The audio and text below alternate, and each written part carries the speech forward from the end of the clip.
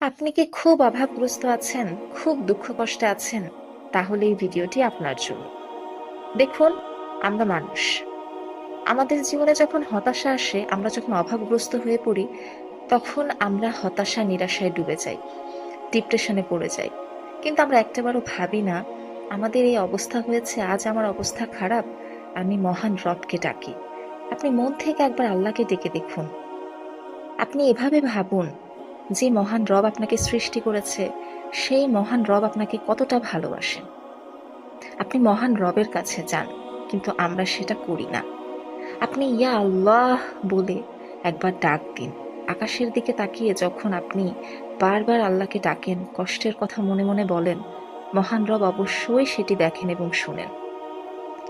আপনি প্রতিদিন 1000 বার দরুদ শরীফ পড়ুন।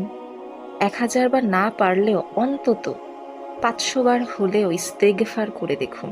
দেখুন আপনার জীবন বদলে যাবে। সত্যি বলছি, আপনার জীবনে আপনি অনেক পরিবর্তন লক্ষ্য করতে পারবেন। সফলতা আসবে, রিজিক বৃদ্ধি পাবে, আরো অনেক পরিবর্তন লক্ষ্য করতে পারবেন।